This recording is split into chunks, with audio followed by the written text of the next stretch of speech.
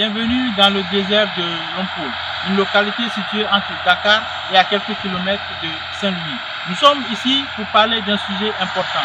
Il s'agit de l'exploitation des ressources minières dans la localité, en l'occurrence le zircon.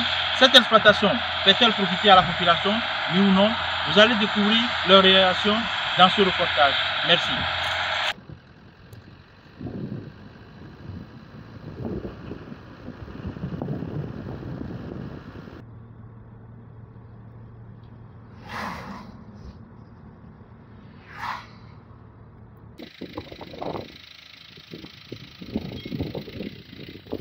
Au moment où je vous parle, il y a beaucoup de populations qui sont là, ils sont souffert, ils sont très souffert. Ils ont perdu leurs champs, les légumes, toutes les variétés de légumes. Le marché, c'est pas bon. Cette exploitation se manifeste à la population parce qu'il y a beaucoup de problèmes, beaucoup de difficultés. Ils ont déterré tout. Maintenant, il y a beaucoup de vent qui vient ici. Alors que le vent, on connaît que, on sait que c'est pas bon. Ces temps passés, il y a beaucoup de vent qui viennent ici, qui fait mal. Tous les hommes, leur tête. Bon, maintenant le vent vient fort, frappe les hommes sont tous malades. Ils sont tous malades. C'est vous defee fii dafa baax mais lan moo fi baax parce que ñoo ngeen ci dëkk bi gis ngeen dëkk bi. Jeseko a dit que tout se passe bien ici. Vous êtes venus, dites-moi, qu'est-ce qui va bien ici? Rien ne va ici. Ils n'ont rien fait qui puisse nous soulager. À Lompoul, nous n'avons pas suffisamment de salles de classe. Les élèves de différentes classes se retrouvent parfois dans une seule salle. Ce sont des difficultés que nous avons avec Jeseko. Ils viennent piller nos ressources et nous, les villageois, nous n'en tirons aucun profit, surtout sur le plan touristique. Nous savons que quand on parle de Lompoul, on parle du tourisme. Il y avait ici 7 campements et maintenant, il n'en reste qu'un seul. Actuellement, même ce dernier campement est menacé. Jeseko cherche encore à le retirer. Jeseko a pris tout ce que nous avons en exploitant nos ressources minières. Donc benn moo fi des te boobu itam ñu ngi guerre ak moom kon Jeseko jël na suñu koom-koom bépp bu ñu amoon ci Lompoul di ko yóbbu parce que bu ñu demee ba Lompoul amatul tourisme donc loolu jafe-jafe. Avec le tourisme, il y a des employés dans les campements. Eux, ils ont perdu leur place. Ils n'ont rien fait maintenant. En même temps, il y a des femmes ici qui vendent des affaires tourisme. Et si c'était 100%, maintenant, il y en a 1%. Ils ne vendent rien. Et puis, c'est avec leur travail qu'ils nourrissent leur famille. Maintenant, il y a beaucoup de difficultés maintenant. On travaille sur le tourisme. On est très fatigué parce que depuis les JO entrent dans notre village, on est très fatigué parce qu'avant on vendait beaucoup de touristes, on gagnait beaucoup d'argent. Chaque personne dépasse ici à 500 000. Il charge son boutique, il travaille.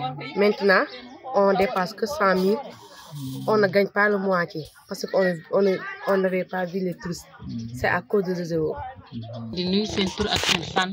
Depuis que GCO a commencé l'exploitation du zircon, tout s'est arrêté dans notre village de Lompoul, y compris les études des enfants, la coopération des femmes et les tontines. Nous sommes déboussolés, rien ne marche et nous sommes fatigués. Auparavant, en une journée, on pouvait vendre pour 25 000 francs, 45 000 francs, 200 000 francs ou même 300 000 francs. Mais maintenant, on peut passer toute la journée à vendre et ne gagner que 1 000 francs. Tous les autres campements ont été fermés. Il n'en reste qu'un seul. Du coup, il y a beaucoup moins de touristes dans la zone. Les touristes du seul campement ne peuvent pas couvrir tous nos besoins. Notre activité dépendait des campements et maintenant, avec les travaux qui prennent de la place et chassent nos touristes, un seul campement ne suffit pas. Jusqu'à présent, les gens de GCO ne sont jamais venus nous parler. Ils n'ont envoyé personne non plus pour nous demander ce que nous voulons exactement. Nous sommes fatigués et nous demandons l'aide des autorités pour venir nous sauver. Ces gens sont venus récupérer nos champs. et même nos enfants ne trouvent plus de travail. Nous, les habitants de l'Ompo village, sommes fatigués. Actuellement, il n'y a plus de touristes et nous ne vendons plus nos produits. Et du coup, nous ne pouvons plus acheter pour venir revendre. GCO ne s'occupe pas de nous. Il ne se soucie pas de nos problèmes. GCO se fiche carrément de nous, les villageois de l'Ompo. Les parties que l'MDL est passé, il y a un campement qui reste là-bas, mais les autres, l'MDL les a dédommagés et il y a les tourismes vient. Jusqu'à présent, les tourismes viennent. En ce que je connais, il faut dire la vérité. En ce qu'ils viennent, même en pensant là-bas, au parking, tu vas voir là-bas les blancs là-bas. On n'est pas content parce qu'ils ne nous donnent rien. On n'est pas content. Ils ne prennent pas les jeunes travailler là-bas aussi. Ici, notre village, on n'est pas content sur GCO. Parce que nous, on travaille sur le tourisme seulement. On connaît seulement le tourisme. Si il enlève ici le campement, on ne travaille jamais. La société arrive dans cette zone-là et elle exploite beaucoup de champs de population. Ils indemnisent, mais l'indemnisation, ce n'est pas une indemnisation. On peut dire que c'est une indemnisation. Certes, la majeure de la population que l'MDL a passé par eux, il les a dédommagés, oui. Même s'ils ne l'ont pas satisfait à 100%, moi je peux dire, en ce que je connais, l'MDL l'a fait à 80-70%. Parce que les villages qui étaient concernés, l'MDL les a construit des logements bien, très bien même, et il les a placés là-bas. Oui. Ça, je suis en période de Ramadan et ça, je le connais. Et ça, c'est la vérité. Même les champs qui étaient concernés, l'MDL les a dédommagés. Tous les gens qui étaient à Tchoukoun, moi je sais que l'MDL les a construit des logements là-bas. Là-bas, il y avait un marabout, j'oublie son nom là. Même moi, je me suis rendu dans ces cités. Je vois, c'est des logements bien construits. Il y a des mosquées là-bas, il y a un marché et puis il y a de l'électricité. L'indemnisation, c'est pas bon. Parce que l'indemnisation, si on t'avait dit on va vous donner par exemple 10%, on vient de te donner 1%. Ça, c'est pas bon. C'est ça notre problème. Et notre village, nous devions avoir des financements. Bon, comme le tourisme ne marche plus, on nous devait prendre soutien de avoir des financements pour bien travailler. Et nous n'avons pas de financement. Seulement nous débrouillons. Ils n'ont rien fait ici. Ils n'ont rien fait ici pour le village. Rien. Dans la vie, c'est toujours comme ça. Il y a des gens qui disent juste, il y a des gens aussi qui disent n'importe quoi. Et alors que, en toute sincérité, je suis musulman et je suis en période de Ramadan. Ceux qui disent ça, peut-être que, en ce que je connais, je dis que ça, c'est pas la vérité absolue. Ça, c'est pas la vérité absolue. L'MDL a été vraiment juste avec eux après des dialogues. Les gens, même les campements, même les campements que l'MDL a passé par eux, mais l'MDL les a dédommagés. Ça, c'est une chose que je sais. Et en toute sincérité, il faut cracher la vérité. L'État, ce qu'il devait faire, de nous protéger avec le GCO. Mais il y a des gens qui ont protégé le GCO contre les populations.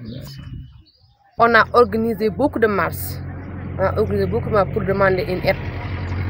Oui, xalaat parce que ñu war a jàppale. ñu war a def ba. ñu def ba nga xamante ne. ba mën a dañuy jàppale nit ñi pexe boobu ñu ngi ci ànd ceeg monsieur le maire di xeex guddi ak bëccëg. Ce que nous devons faire pour améliorer la situation, nous le faisons à fond. Nous sommes engagés dans ce combat avec le maire de la localité. Nous nous battons jour et nuit pour réclamer nos droits. Nous avons organisé des marches, nous avons appelé la presse pour couvrir nos manifestations. Chaque semaine, des journalistes venaient ici à Lompoul pour s'enquérir de notre situation. GESECO nous dit à chaque fois qu'ils ont l'autorisation du maire pour exploiter nos ressources minières. GESECO a aussi des gens qui les soutiennent. Par exemple, si le préfet, le sous-préfet ou les représentants de l'État sont de leur côté, même si la population sort pour une marche, ils envoient la gendarmerie pour réprimer la marche. La dernière fois, les gendarmes ont arrêté 4 personnes pendant la marche. Finalement, les autres habitants n'ont plus le courage d'organiser une marche de protestation. C'est comme s'ils nous considéraient comme leurs esclaves. C'est ce qu'on remarque dans leur agissement. Nous sommes à fond dans le combat. Même l'opinion internationale et la presse internationale en parlent. Mais GESECO et ses soutiens s'en fichent. Je suis moi aussi victime de spoliation. Ils ont pris mes champs et je n'ai reçu aucune indemnisation pareille pour de nombreux villageois. Tout notre espoir repose sur l'État. Si l'État voit nos souffrances, il pourra nous venir en aide. En parlant avec les dirigeants de GESECO, nous rencontrons toutes les difficultés possibles avec GESECO à Lompoul. Depuis ba léegi fay ñu leen woowu ñu leen ni leen nii ak nii ba léegi donc ñun état bi lañ ci yaakaar xëy na bu gisee ñu ñaxtu xëy na ci percé yooyu ah xëy na dina wax ak ñoom vraiment daal ñun am nañ ci jafe-jafe lool ci GESECO jafe-jafe lañ ci am mais du luñ fi def moom xam naa du leen joxoñ dara ne lii GESECO moom moo ko def Lompoul am. On avait fait tout pour trouver des solutions. On a fait presse ici. Parce que plusieurs fois, la dernière fois, notre maire avait venu avec nous. Mais finalement, en réclamant notre problème avec le GESECO, finalement, on a pris parmi nous 4 personnes, l'amener à la gendarmerie. Ils ont fait là-bas 4 jours. Bon, maintenant, nous ne pouvons même pas parler.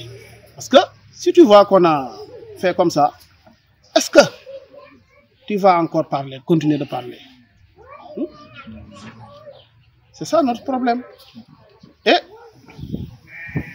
on ne peut citer personne, seulement des gens de l'État. Comme le chef de village l'avait dit, sous-préfet, préfet, et même le ministre. C'est eux qui devaient nous coiffer avec le projet. Mais eux, ils ont protégé le projet. Et de nous faire comme des esclaves. Nous ne pouvons pas, même pas parler. On demande à l'État pour nous aider. C'est que nous, on est très fatigués. Ici, nous, les garçons, vont au sang pour arroser. C'est nous, les filles, qui restent ici pour travailler, aider les parents, donner quelque chose aux enfants. L'État est le garant de la population. Je crois que la population fait partie de l'État. Oui, ou bien? Parce que l'État, c'est une entité-association. Parce que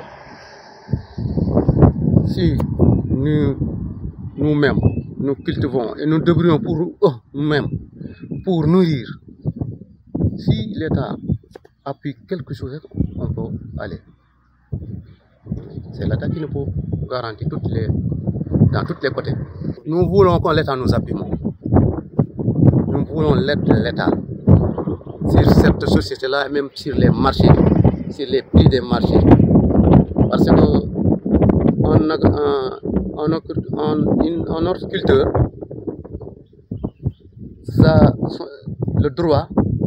son droit est de travailler pour se nourrir. Ouais. Nous faisons ça, en tout moment, jour et nuit, nous sommes dans les champs, nous sommes des cultivateurs. Toutes les variétés, nous cultivons toutes les variétés qu'il faut. Mais c'est l'État qui nous faut aider.